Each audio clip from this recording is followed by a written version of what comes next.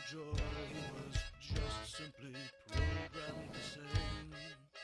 So we sang.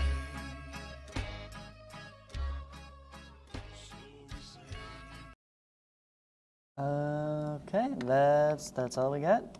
Then we'll start with that.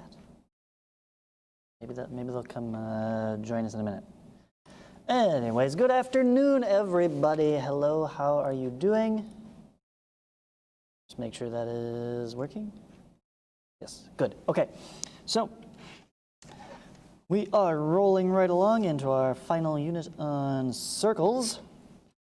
And before we get to the next topic therein, let's roll back to yesterday's work and go over the answers for the tangent properties. We'll start at the top here.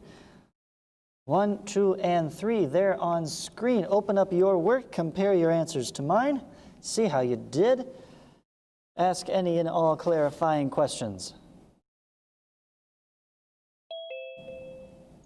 Aha, there's one.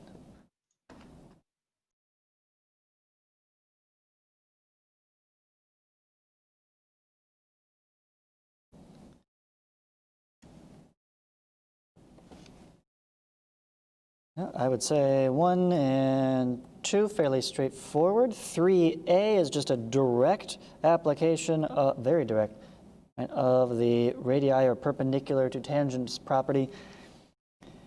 And then we got to pull back our knowledge of quadrilaterals a bit to understand if these two are perpendicular, and actually that relies on parallel lines, right? Because that would make these angles the consecutive interior angles, right, of the transversal here. And since 90 plus 90 is supplementary, then we get these two lines must be parallel, but that's the only set, so it gives us a trapezoid.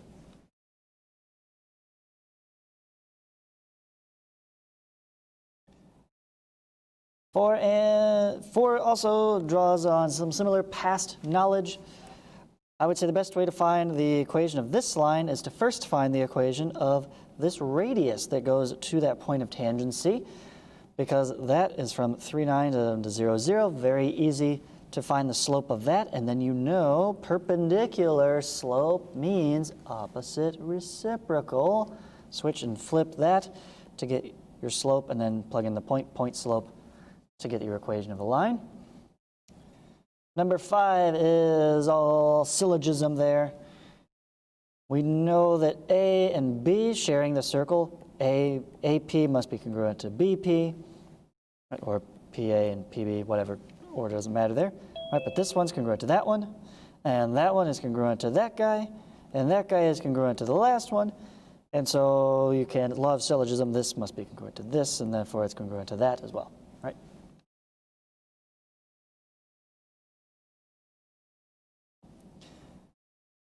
And then lastly, question number 6.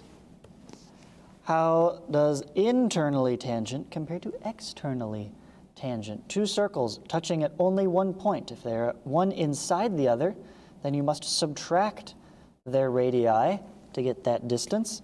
If they're outside and touching that one point, then you're going to add together their radii, so half the diameter, to get that distance.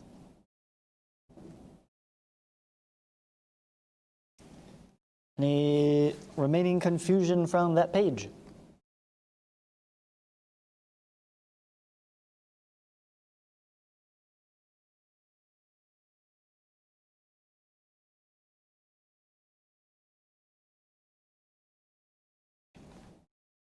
No? Okay, then we'll pop on over to today's topic, which is arcs. Not just for surviving flooding, as it turns out. There's a lot of cool things we can do with arcs, starting with their interesting relationship between two different kinds of angles that you can draw inside of a circle. We've been talking about the central angles, right? That was how we started with arcs, is hey, if you draw two radii such that you have an angle whose vertex is on the center of the circle, we'll call that a central angle, and we know that that guy should always be equal to the intercepted arc. In fact, if we said that this arc was, say, 70 degrees, then the central angle in there would also be 70 degrees. Alternatively, we could try drawing an inscribed angle. Inscribed angle, just like any inscribed shape, means it's drawn entirely inside of a circle with all of its points touching the circle. So the endpoints are in this case the same places A and B, but now the vertex of our angle is on the circle. So it's no longer touching the center. And we can see we actually end up with quite a different result. If arc AC is still 70 degrees, that central angle was 70, but look what happens if I move that angle to be on top of ADC. Right? It's clearly smaller than, right? It's not going to be equal to 70 degrees. As it turns out, it will be equal to exactly half of the intercepted arc, which means ADC here in this example is 35 degrees. And that's pretty handy. Excuse me. It's really nice when geometry does this for us. It's wonderful relationships that are easy to manage. It's exactly half. It's not some, it's even better than those special triangles. Those had funky square roots of 2 in there. What a terrible number, right? Half, we could do that. This right here is technically enough. You could answer the related questions for today just with this information. Inscribed angle is half, central angle is equal to the intercepting arcs. But that would require you to go through quite a few steps along the way. So there's some common scenarios that pop up often enough which we could apply this idea to and get a shortcut rule that we can use in those instances. So let's look at some of those. First of all, what if you have multiple inscribed angles intercepting the same arc? Let's go with orange here. I still have to connect to A and C, but let's create another point on our circle over here, call it E. Okay? It doesn't matter where else on the circle E is, as long as it intercepts this same arc, it still has to be half of that intercepted arc. So E must also be 35 degrees, which means all inscribed angles that intercept the same arc are going to necessarily be congruent to one another, right? They have to be. They're all half of the same number.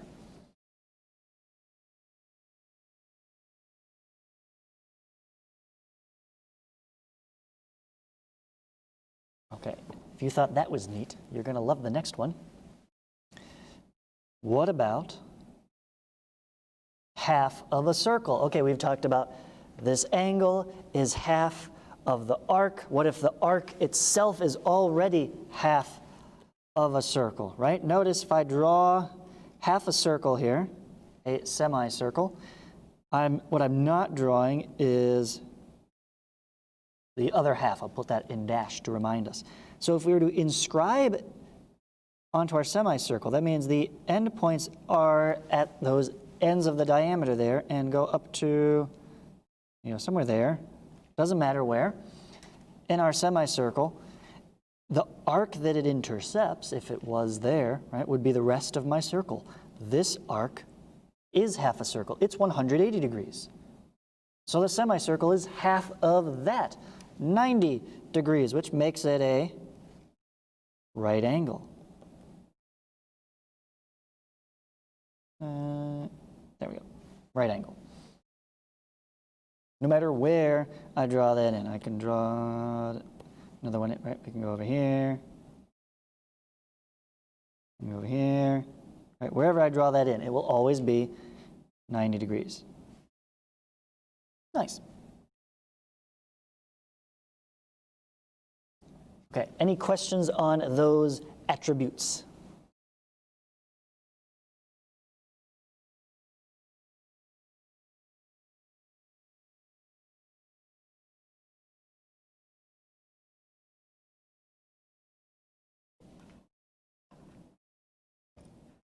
Okay, seeing none, let's go on to the next thing. The arcs themselves, of course, we can measure them. We've talked about arc measure just earlier, that 70-degree arc.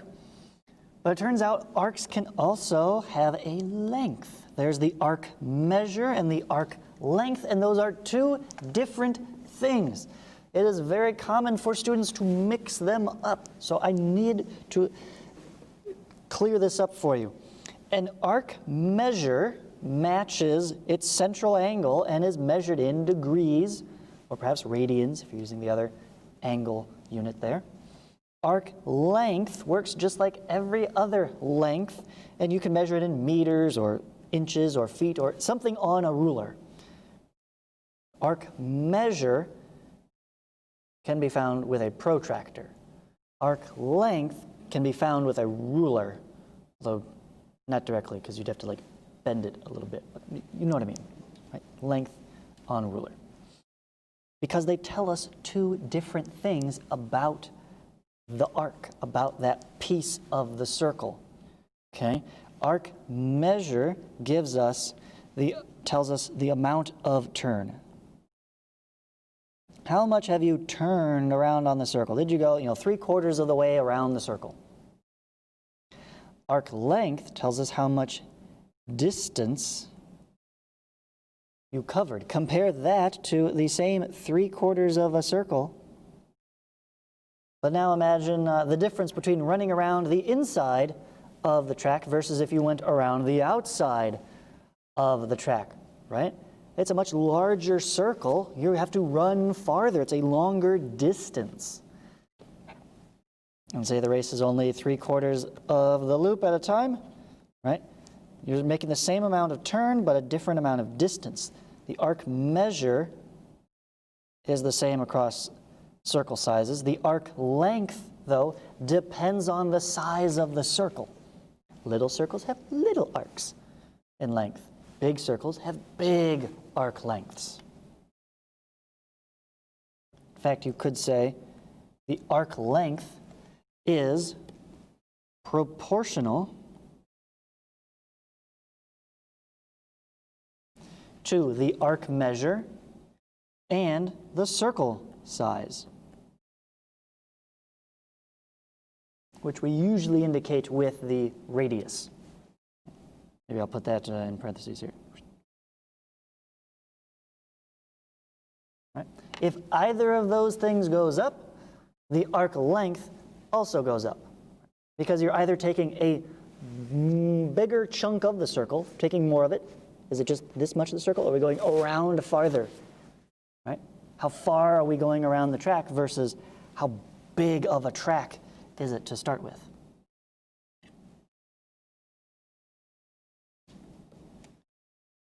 Now, finally, that could be expressed as a proportional equation here.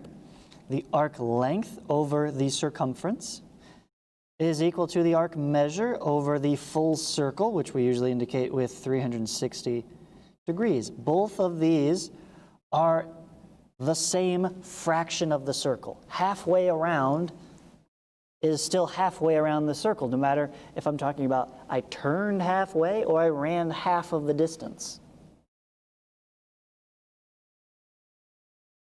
And then we can use that setup to solve for the arc length directly.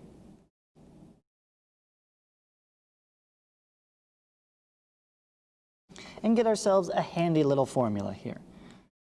We're just going to say the arc length will always be equal to the arc measure in degrees divided by 360. If you're measuring in radians, you would divide by 2 pi.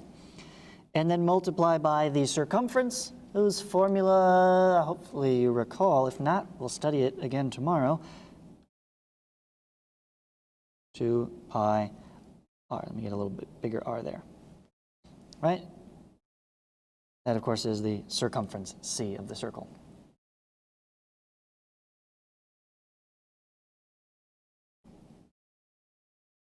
And there you have it. So that will let you find the arc length of any arc on any circle directly, provided you know the arc measure and the radius, or sometimes you might have the circumference already. Don't put 2 pi times the circumference.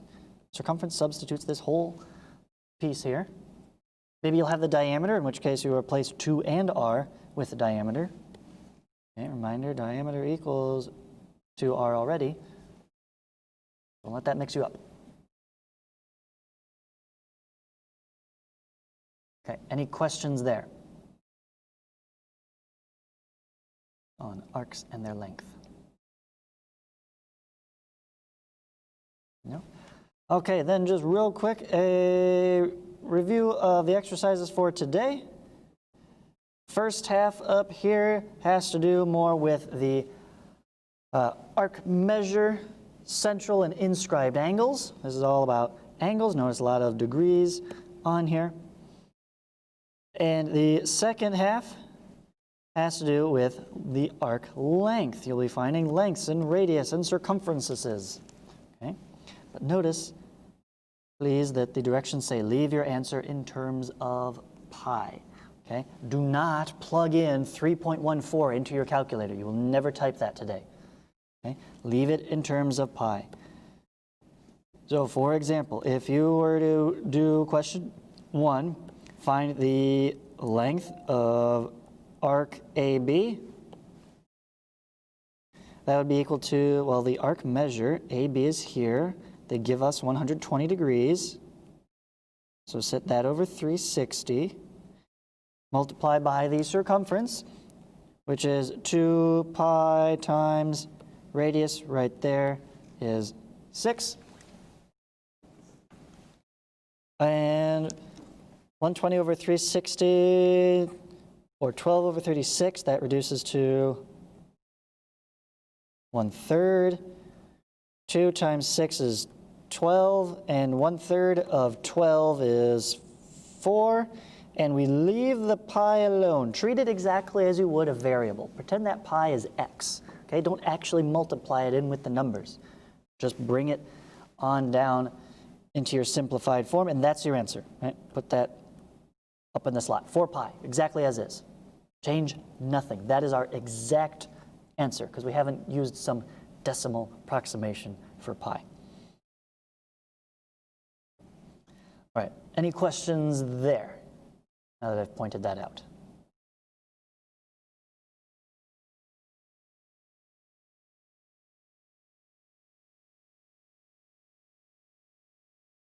No? All right, then I leave the rest of it up to you. If you do get stuck, please let me know. Ask away. I'm happy to help. Otherwise, you have the rest of class time to work.